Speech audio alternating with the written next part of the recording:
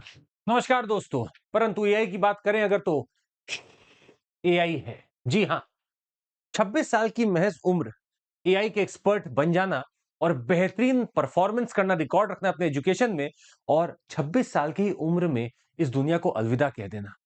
इन सब के पीछे कुछ तो होगा और इन सब के पीछे एक कॉमन तार बैठ रहा था, वो था एआई का।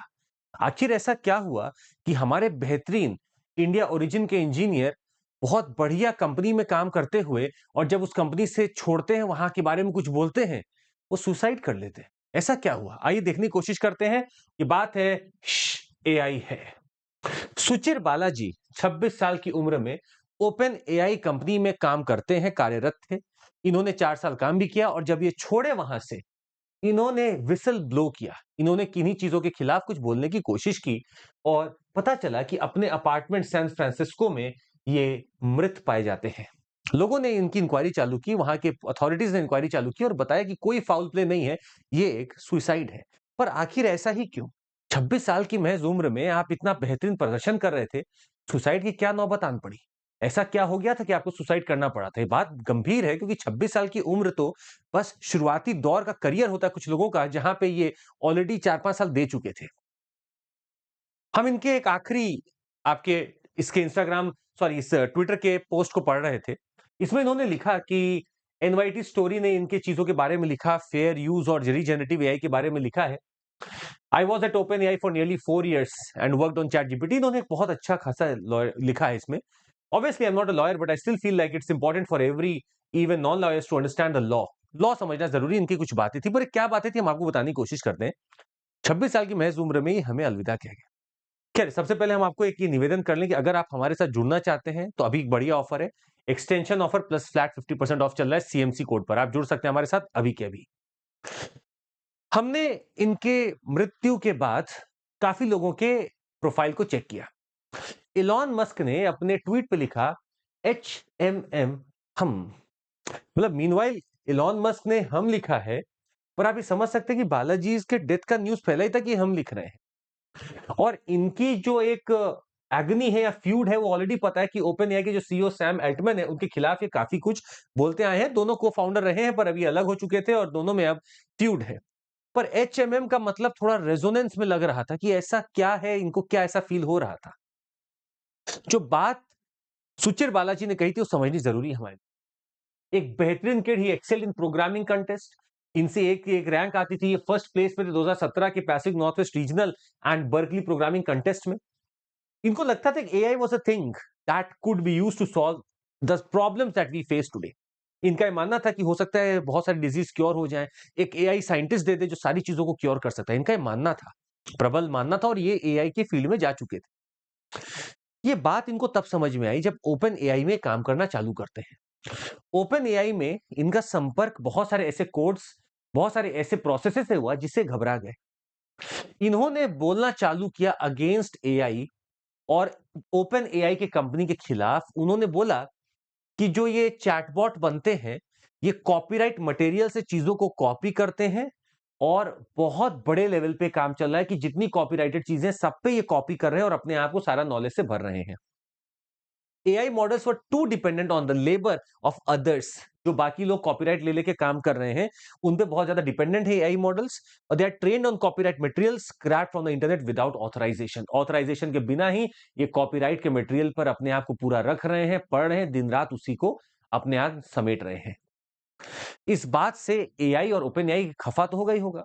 बालाजी का यह भी मानना था कि कई बार सेवरल केसेस ऐसे भी आते थे कि चैटबॉट्स डायरेक्टली कंपीट करने लेते थे कॉपीराइटेड वर्क से। दे लर्न फ्रॉम, मतलब अब ये बोलने लगते थे ये तो मेरा ही वर्क था, तुमने कॉपीराइट कैसे ले लिया। ये भी कंपटीशन चलने लगा था। साथ ही मैं आपको बता दें, they sometimes produce false and sometimes completely made up information, जिनको आज पार्लांस में कहा जाता है हेलुसिनेशन। मतलब चैट जीपीटी, ओपन एआई या ऐसा कोई भी एआई का मॉडल जो रीजनरेटिव एआई है, वो कहीं ना कहीं एक हेलुसिनेशन भी बना सकता है आपके लिए।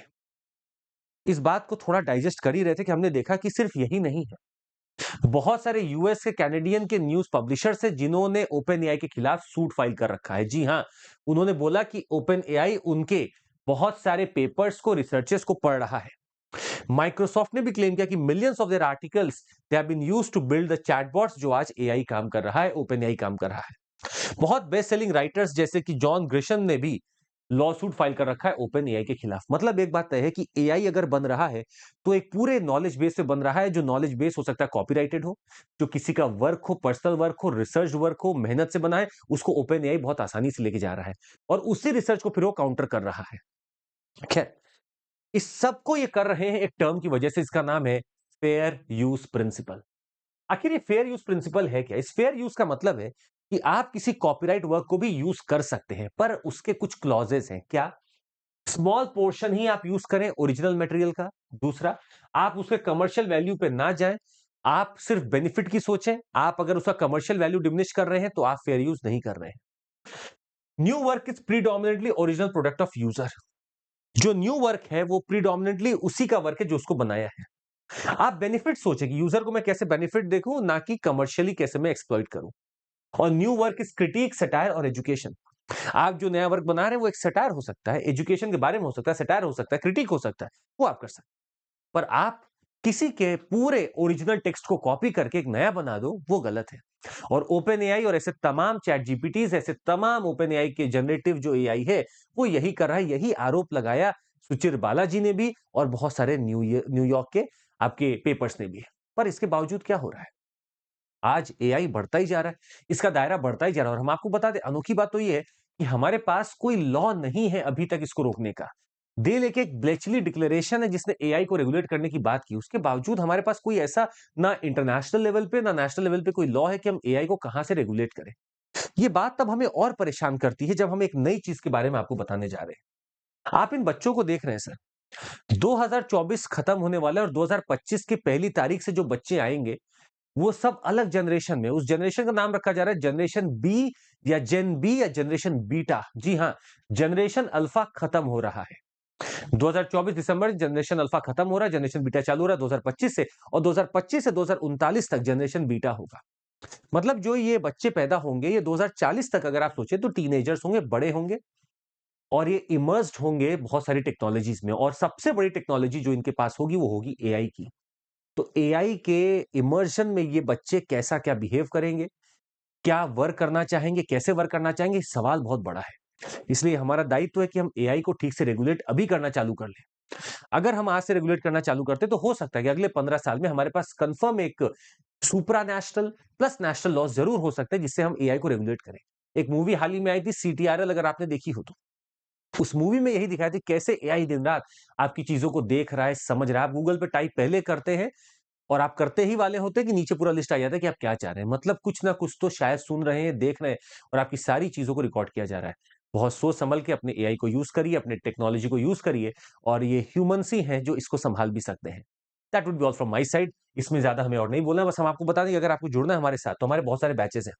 सीएमसी कोड पे फ्लैट 50% ऑफ प्लस जितना महीने का आप लेंगे उतना महीने एक्सटेंशन मिलेगा आपको। शिखर बैच हिंदी में लाइव है, आरंभ बैच भी लाइव है, इग्नाइट बैच भी मेरा इंग्लिश में लाइव है और 2027 के लिए आगाज बैच भी मेरा लाइव हो चुका है। अगर आपको हमारे साथ जुड़ना ऑप्शनल में तो ज्योग्राफी ऑप्शनल हम करते हैं और आप जुड़ सकते हैं जियो म्यूजिक्स में सीएमसी कोड पर। साथ ही में मॉक इंटरव्यू जरूर दीजिएगा, वो लोग जो इस बार देने वाले interview, go there for the mock interviews. Bye, take care, जय हिंद। जरूर लाइक, सब्सक्राइब और शेयर करिएगा।